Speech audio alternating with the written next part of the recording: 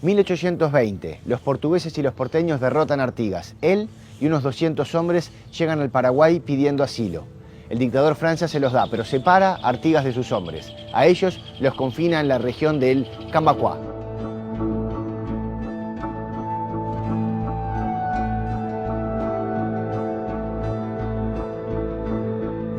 Benito, muchas gracias por recibirnos. Toda la vida viviendo acá en Cambacuá. Sí, que llegaron nuestra gente con Artigas ya por 1820. Estamos sentados en este lugar. Benito, y contame, ¿cómo te enterás tú de la historia de que acá vinieron unos afrodescendientes con Artigas, que era un prócer del sur, digamos, de la banda oriental? Fueron contándonos nuestros padres, ¿verdad? Y empiezan contándonos que nuestra gente llegaron del África al Uruguay. Después fueron llegando al Paraguay, ¿verdad? Y nos instalaron en este lugar. Javier, tú también sos sobrino de Benito. Sobrino de Benito y presidente actualmente de la Asociación Afro-Paraguaya Cambacuá. ¿Qué quiere decir Cambacuá? Camba denominada viene más de África, de los Camba, de una tribu Camba. Pero acá más o menos Camba se dice a los de color, gente negra. O sea, en síntesis es agujero de los negros. Agujero de los negros. Sí. Pero como despectivo o como cariñoso, el Camba. Es más cariñoso. Esto fue como al principio como digamos, un grupo cerrado, estaban todos los afrodescendientes que vinieron con Artigas y sintieron una cosa de racismo acá en Asunción, o se fueron incorporando. Hoy en día, ¿cómo se vive eso? No, y primeramente nos contaron que nuestra gente no podía salir de este lugar. Solamente había 2 personas que lo que se producía acá tenía que llevar a Asunción. Hoy en día la gente de Cambacuá, ¿a qué se dedica? Y un poco de todo, ¿verdad? Antes ya perdimos todas nuestras tierras, ya no podemos dedicarnos a la agricultura y ganadería, entonces más en la construcción, las mujeres en quehaceres domésticos. Adelante. Acá tenemos un cuadro de Artigas que fue donado por un pintor de Montevideo, que es de color también el señor. ¿Que se los donó a ustedes? ¿Cómo se llama? Oliveira es el apellido. Oliveira. Sí, Oliveira. Y acá, hoy en día, en la vida cotidiana, la presencia de Artigas en la comunidad Cambacuá, ¿en qué se siente? Y eso es lo máximo para nosotros, ¿verdad? Porque Artigas fue grande y sigue siendo grande, ¿verdad? Y cada 23 de septiembre nosotros recordamos con cualquier baile que podamos hacer, ¿verdad?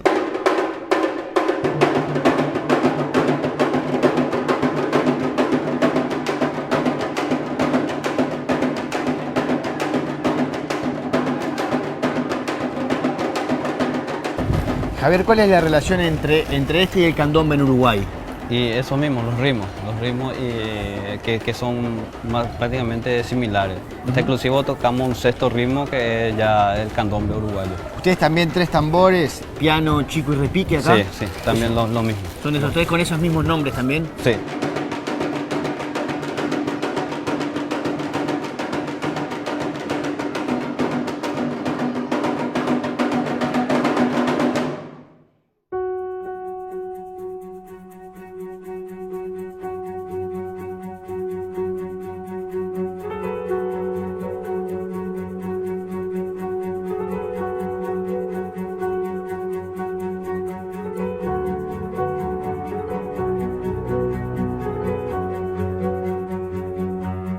Perla, contame, esta es la casa de Artigas. Sí. Que es un museo. Es un museo y una biblioteca. Y es un personaje como conocido en todo Curuguatí. Todo el mundo sabe que acá vivió Artigas. Sí, acá se le conoce como Artigas Cue en guaraní. ¿Cue qué quiere decir? Y que es anterior viejo ya, que era el lugar de Artigas Cue, que ya no es más de él, ¿verdad? Esta zona donde estamos ahora se le dice Artigas Cue. Artigas Cue. Llega como un líder, dicen, este es el que estaba haciendo la revolución. En realidad era uno más y nadie tenía ni idea de que Artigas era aquel jefe de los orientales que venía de una revolución fallida. Si él hubiera llegado como el jefe militar, todavía con capacidad de convocatoria, Francia lo hubiera eliminado. Porque Francia eliminó sistemáticamente todo poder que podía hacerle sombra a la suya. Él cuando llegó, él pedía una entrevista con Francia, él tenía la idea de seguir la propia inercia del movimiento en el que estaba.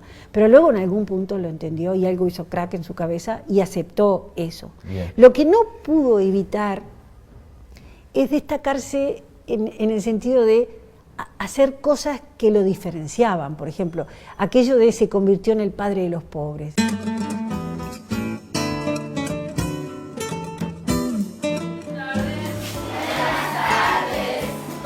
cuando él llega acá, esto que no había casi todavía un poblado, no había mucha cosa, ¿no? Y muy poca gente vivían ya en Uruguay. Prácticamente eran yerbales. Y ese era el trabajo de la gente que vivía acá. En aquella época no teníamos escuela acá. Claro, no había escuelas. No existía escuela. Y justamente, según la historia, nace con la llegada de Artigas, que él ayudó a la gente a que se pueda abrir la primera escuela en Uruguay. No me Y digas. es por eso el homenaje de nuestra escuela, el nombre de nuestra escuela. La primera escuela. Es la primera escuela. Y otro factor que muy lindo de su parte que yo encuentro es que Gaspar Rodríguez de Francia le dio un sueldo a él. Y ese sueldo él donaba al pueblo.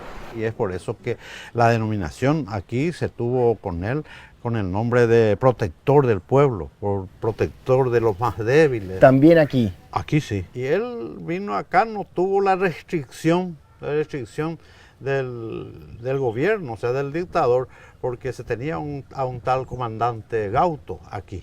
Y él le daba la libertad, y seguramente con algunos compromisos para que no se escape, cualquier cosa, ¿verdad? Y él explotaba estas tierras, ya sea para agricultura en el sentido no para la venta, no comercial, sino para el sustento, la subsistencia.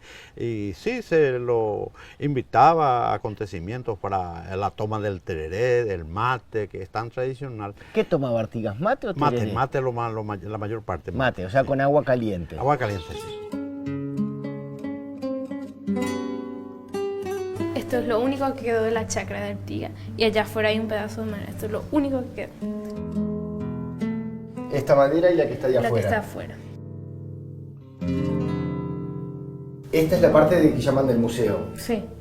que es como una recreación de Artigas tomando Mate con Clara mate Gómez. con Clara Gómez. Sería Clara Gómez. Era una mujer de dinero, Clara Gómez, que le ponen todo. Ella era una mujer muy elegante, decían en esa época, era muy refinada. Según registra la historia, que era una mujer alta, blanca, era muy linda y que tenía el hijo Juan Simeón. Pero es un hijo de la relación con Artigas. Sí, la relación con Artigas. Pero sinceramente Clara que tenía una educación refinada, sin tener una escuela aquí, él le enseñaba tanto, hasta inclusive de algunos idiomas. Artigas a ella. Artigas, a ella y a la criatura. Muerto Francia, el presidente López invita a Artigas a regresar de Curuguatí e instalarse en Asunción. Artigas acepta y llega aquí, a la zona de Libiray, donde pasará los últimos 5 años de su vida. Allí vive, él decía, de limosnas, porque no era él el que se ganaba su sustento, pero López le lleva todo lo que precisa para su mesa, era un viejo al que le gustaban los dulces, lo halagan con dulces, y el día que López llegaba a su casa de veraneo, lo llamaba, y en esa galería abierta se sentaban a conversar, porque a López le interesaba la memoria de ese viejo guerrero, porque estaba escribiendo el periodo de la Revolución en todo el Río de la Plata, para el Paraguayo Independiente, una serie de artículos por entregas.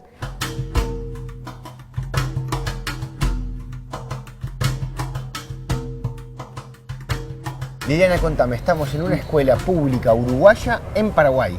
Sí, esto es una escuela pública uruguaya que funciona en Paraguay y que es conocida como la Escuela Artigas del Solar de Artigas. Y decime, Liliana, ¿los alumnos que vienen acá son todos paraguayos o hay uruguayos? Que la matrícula actual son 220 niños. De esos 220 niños, tenemos que 8 son uruguayos, niños que nacieron en Uruguay. Y 21 son niños que son hijos de uruguayos, o sea. Y todos los demás el paraguayos. resto son todos paraguayos. Y que vienen acá, siendo paraguayos, a recibir una educación que se rige por las leyes de Uruguay. Sí, sí, y programa sí, uruguayo también. Este es el árbol, y mire, tiene 236 años. A diferencia de la casa que no se sabe bien, este es el árbol donde Artigas Sí, pasó los últimos ese días. es el árbol, ahí está la placa que dice. ¿Y cuál era la rutina de Artigas durante esos últimos 5 años de su vida? Y bueno, se dice que él vivía de una manera muy sencilla, que era muy apreciado, entablaba más amistades y muchos lo visitaban en su rancho. Los niños, parece que tenía una relación muy especial con los niños que se acercaban y él les contaba historias y inclusive, bueno, algunas charlas que tenían que ver también con el catolicismo, con la religión. ¿Qué sabemos de Artigas en Paraguay en relación a su fe católica? Quizás es el periodo más interesante y más rico de 1820 a 1850, donde se recogen testimonios más potentes de la fe católica de Artigas. Quizás el más significativo es que Artigas fue catequista de niños, especialmente en Asunción del Paraguay, en la última etapa de su vida. Él se lo decía a su peluquero, ¿no? El viejo Rodríguez. Yo no puedo volver, yo soy hombre muerto. ¿Tenía un peluquero Artigas en Paraguay? Cuando estaba en Asunción, sí. López le mandaba a hacer ropa y le mandaba al sastre. Y hay 2 pequeños papelitos del sastre, en la que el sastre le informa a López.